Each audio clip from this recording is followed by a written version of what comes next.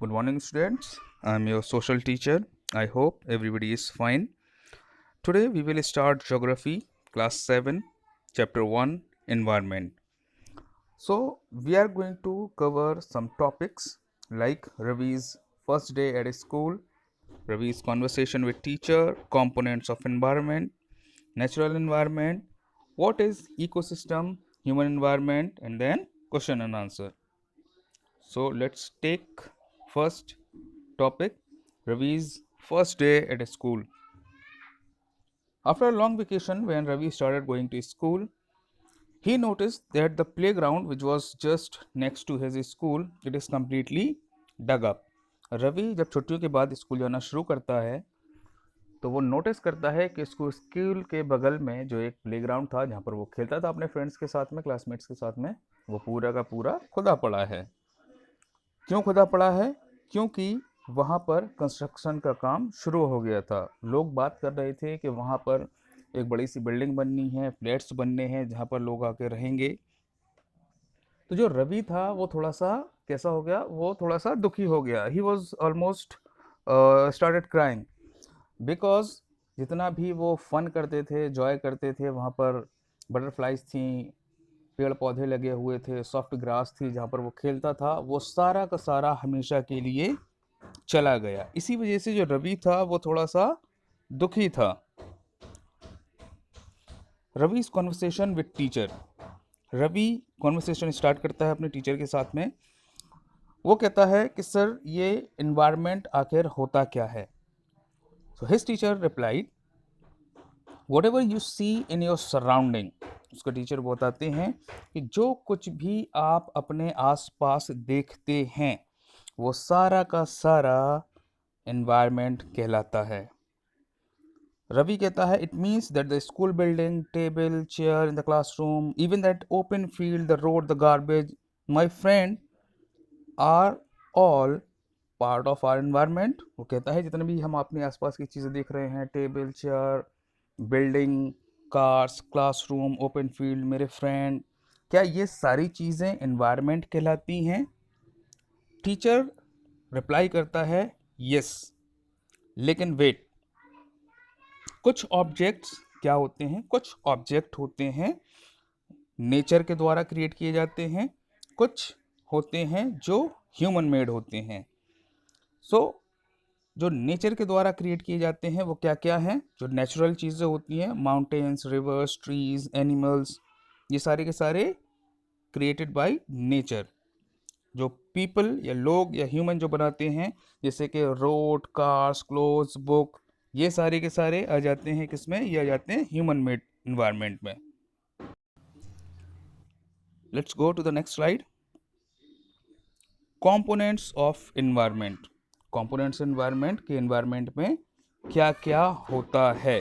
So components of environment, first natural, second human made, third human means खुद इंसान। पहला जो होता है वो है नेचुरल। अब नेचुरल जो है कंपोनेंट ऑफ एनवायरनमेंट नेचुरल, उसमें क्या क्या जाता है? Land, air, water, all the living things. Second आ जाता है human made, building, park, bridge, road, industry, monuments, it all falls in a category of human made environment. Third आ जाता है human. Human means individual, family हो सकती है, कोई कम्युनिटी, कोई रिलीजन, पॉलिटिकल सिचुएशन, ये सारे कंपोनेंट होते हैं कंपोनेंट ऑफ एनवायरनमेंट, यानी कि ये आ जाता है ह्यूमन।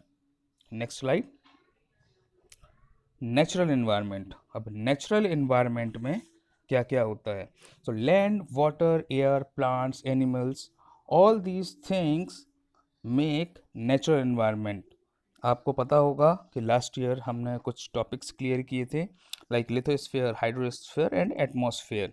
ये सारा का सारा आ जाता है नेचुरल एनवायरनमेंट में। Lithosphere, you must be knowing that the solid crust or the hard top layer of the earth is called lithosphere. It is covered up with the made up of with the rocks and minerals and covered up with the thin layer of soil. अब इसमें अलग अलग land form भी होते हैं, mountains, plateaus, planes, valleys, ये सारे के सारे लिथोस्फीयर का पार्ट होते हैं। ओके, अब जो कॉन्टिनेंट हैं और जो ओशन फ्लोर का मतलब अब समंदर है कोई या नदी है, उसके नीचे भी तो ज़मीन होगी कहीं ना कहीं, तो वो जितना भी वो ओशन फ्लोर है, कॉन्टिनेंट्स हैं, it is all part of a lithosphere.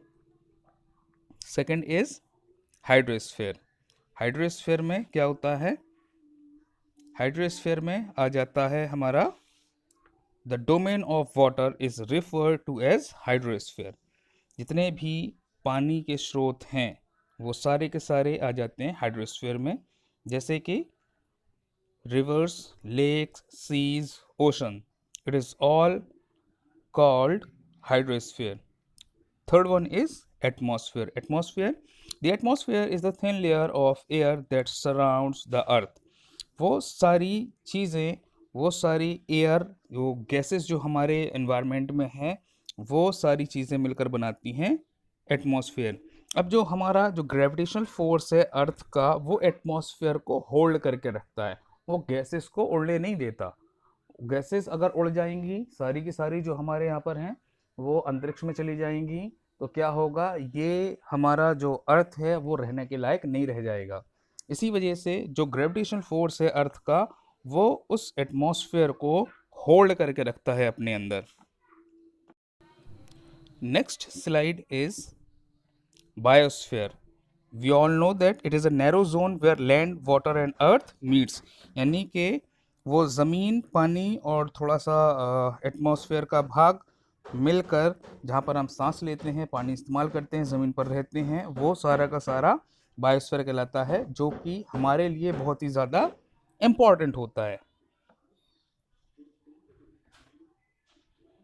Biotic and abiotic, ये क्या होते हैं? Biotic and abiotic.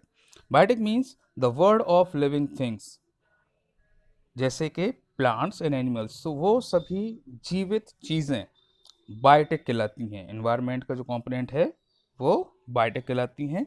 और अबायोटिक कंपोनेंट क्या होते हैं? अबायोटिक कंपोनेंट होते हैं नॉन लिविंग थिंग्स, जैसे कि लैंड, जैसे कि एयर, ये सारे अबायोटिक कंपोनेंट कहलाते हैं। That is all for today. If you have any doubt, make a note in your book, in your notes. Whenever we will meet in class, we will clear your doubt. Till then, that is for today. Till then, bye bye. Have a nice day ahead. Take care.